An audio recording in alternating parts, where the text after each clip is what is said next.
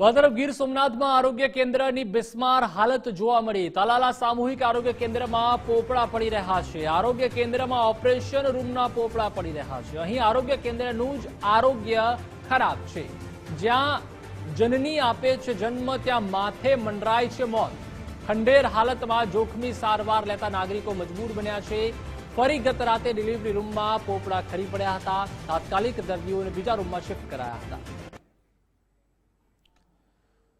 તો સવાલ તો પૂછાશે જ, આરોગ્ય કેન્દ્રની આ હાલત માટે જવાબદાર કોણ? શા માટે આટલી બિસ્માર હાલત છે? બિસ્માર આરોગ્ય કેન્દ્રનું સમારકામ ક્યારે તંત્ર કરશે તે પણ સવાલ ગુજરાત ફર્સ્ટ કરી રહ્યું છે। શું કોઈ મોટી દુર્ઘટનાની રાહ જોઈ રહ્યું છે તંત્ર તેમજ હોસ્પિટલના અધિકારીઓને દર્દીઓની કોઈ ચિંતા જ નથી કે શું? તો તમામ સવાલ ગુજરાત ફર્સ્ટ કરી રહ્યું છે। એસીમાં બેસતા અધિકારીઓને બહાર આવી આ સ્થિતિ જોવાનો સમય ક્યારે મળશે?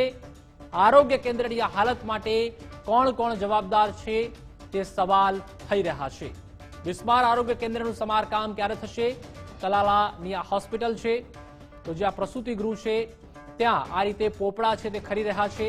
નવજાત બાળકોના જ્યાં જન્મ થતા હોય છે ત્યાં આ રીતે પોપડા ખરી રહ્યા છે। તો સવાલ ઉઠી રહ્યા છે કે જો આ રીતની જ કામગીરી રહેશે તંત્રની તો કઈ રીતે સામાન્ય લોકો કે ગરીબ લોકો સ્વાસ્થ્યની સુવિધાઓના જે લાભ છે તે લઈ શકશે? આરોગ્ય કેન્દ્રની આ હાલત માટે જવાબદાર કોણ છે તે સવાલ પણ ગુજરાત ફર્સ્ટ કરી રહ્યું છે। કારણ કે આટલી મોટી સંખ્યામાં જ્યારે લોકો આવી રહ્યા હોય પોતાની સ્વાસ્થ્યની દરકાર કરવા માટે, પરંતુ હોસ્પિટલમાં જતા તો સ્વાસ્થ્ય જોખમમાં મુકાઈ રહ્યું છે।